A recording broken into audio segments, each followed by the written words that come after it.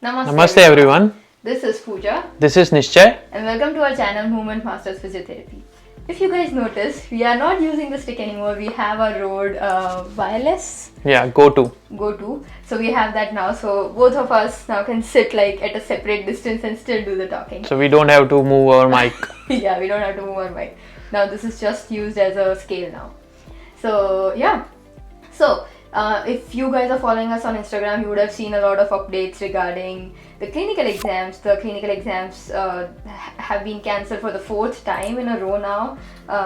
CAPR sort of, could not conduct the exams properly.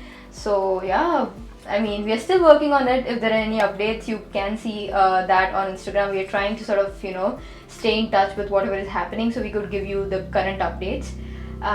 So that being said, in today's video, We are going to talk about a fastest way to get PR in Canada. If you are coming on diploma courses, how you should get your PR as soon as possible, and what are the common ways that physio student uses to get their PR.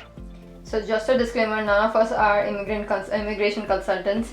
This is just what we have seen. We have seen our colleagues do it. We have seen people from our colleges do it, and we are just talking on the basis of our experience. We are just sharing our experience. Okay, so let's start with that then. Let's talk about NOC codes, skill level, and postgraduate work permit. So if you're an international student in Canada, if you take a 1-year diploma program or a 1-year program, you get 1 year of work permit. If you take any 2-year program or a diploma or a master's program, you get 3 years of work permit.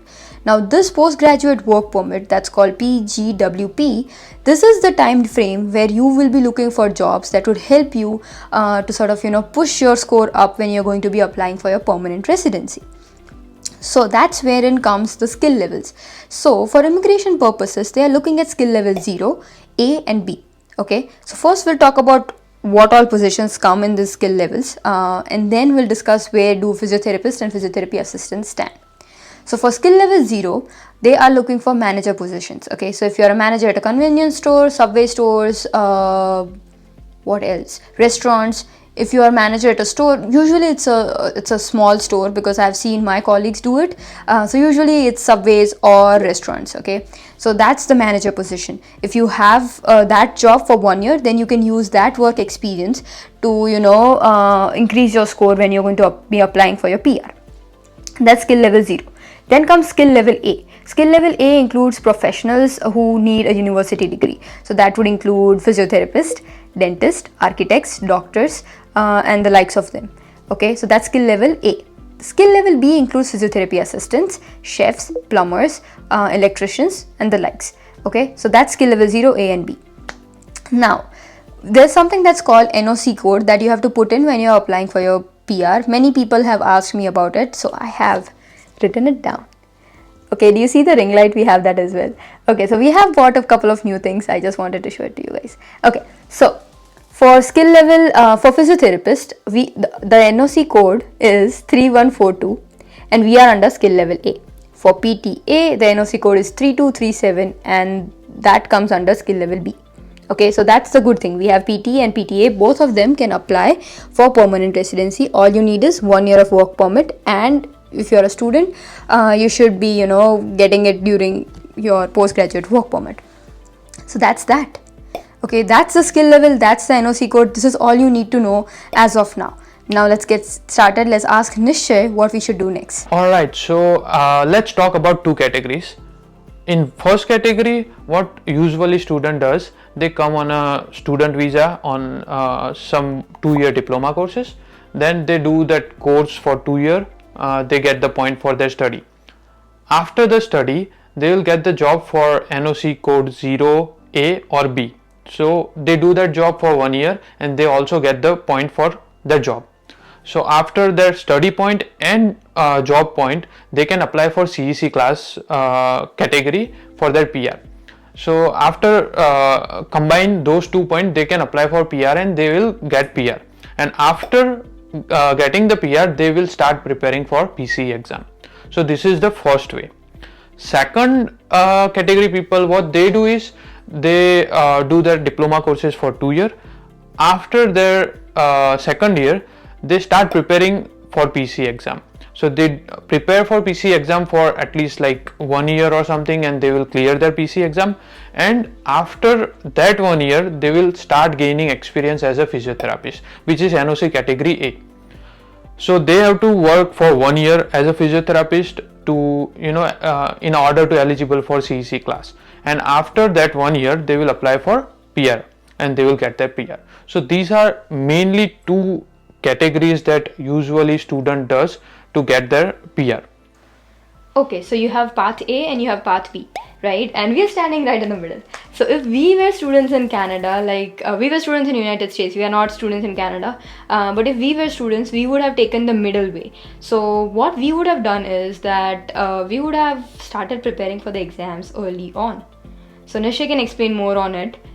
So what we suggest, if you are coming to Canada and your visa is done and you know you are going to give PC in future, so what you should do is start your credentialing while you are in India or any other country.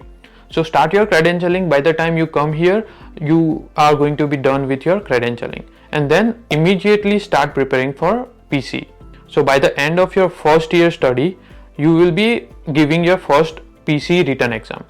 Okay, then after that PC written, once you clear that PC written exam, in your second year you are going to give your PC clinical component, and after your 2 year, which is your diploma study, 2 years of diploma study, you are going to clear your both the exam, PC written and PC practical. So what happens is, by the time you're completing your diploma, your masters, you also have almost, you're almost done with your registration as a, fully registered physiotherapist.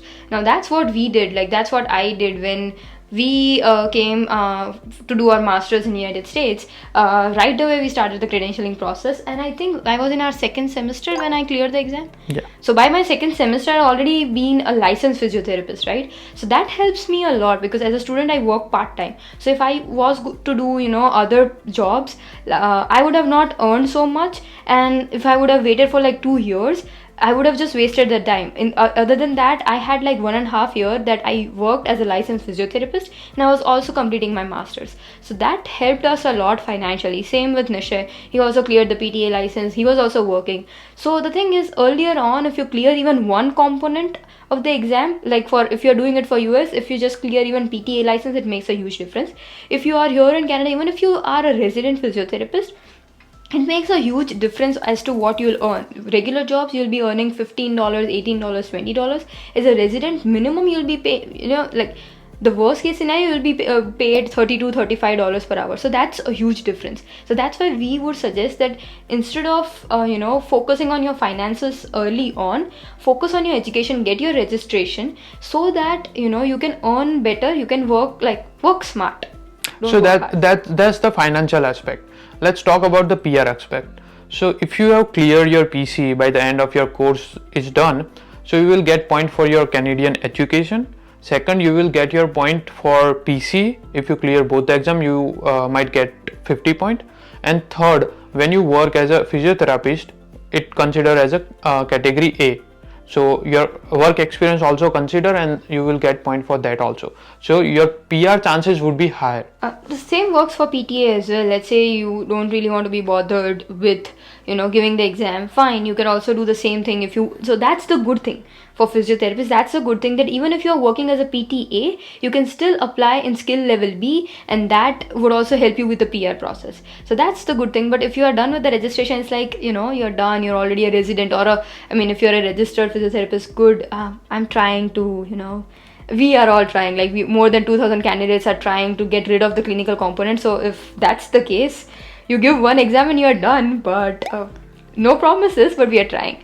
So that's something that we would suggest that you should do. Like our friends have done, we have friends who have done their PR on the basis of skill level 0. So they were working either as managers at a Subway or managers at a restaurant, or at a convenience store. They were working as managers, and once they had like 1 year of experience, they had to ask their employer for just a description that they had 1 year experience and they were at a managerial position, which is hard to get. You can manage it, but it's hard to get.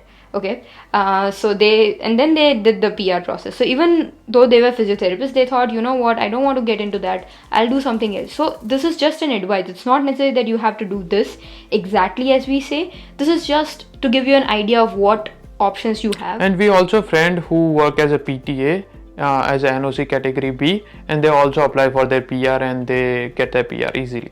Yeah. So that's the second option, and the third one is you can work as a PT and category A and you can get your PR. But the only benefit in becoming registered PT early is you can be financially more strong, and also you can get 50 additional point to be a registered physiotherapist in Canada, so that increases your overall CRA score. Yeah, and then you don't have to make notes like these. You're done with that. So that's a good thing. And other than that, it's just that once you are done with because most of us who are physiotherapists, we want to stick to our course. You don't want to leave our field. We want to do what we have been doing for like 5 years, for some people more than that. So that's why it's a good idea to give the license early on, because understand, many people ask me like, should I have just graduated, should I give the exam right now? Yes. For PC written, if you are a fresh graduate, the earlier on you give the exam, the better it is, because this is a lot of academic stuff that we lose touch with as we start practicing. And PC is an entry to practice level exam, so it made for newly graduate, freshly graduate students. So if you are graduating just now, it's the best time to give the exam. Yeah, and if you are in your third or final year, and if you are thinking about Canada, I mean, I won't say worry about credentialing and everything, that you can think about later, but at least start preparing yourself, because if in our home country we have essay type exams. Here there are multiple choice question exams. So I would say that start preparing your mind to sort of think logically, instead of thinking as a paragraph. Sort of think like, if you have 4 options, which is the correct option that you'll select. So go on CAPER's website. There are 50 sample questions. I have told it a multiple amount of times that please check them out. Please do that exam at least once, that 50 questions, please do it. Also, I have made videos on Blueprint, so you could look through that, because it's all basics, okay? But it's a good idea to do it during your third and final year, slowly in small chunks, instead of just trying to cram everything in 2 months or 3 months. And try to connect with your seniors or other physios who just came before you to Canada and who are preparing for exam, so they might guide you better. Yeah. And they can tell you the new advanced changes that happening in PC or in PR process. Yeah, and we also put updates on our Instagram page, so you could also just check those things out. So yeah, that's our take on what you should do if you are looking for permanent residency after your student visa as a physiotherapist in Canada. Once again, if you have any other questions, queries, put it in the comment section below. I'll try to answer them. If not, the best way to reach me is Instagram. So take care guys, we'll see you next video. Bye bye.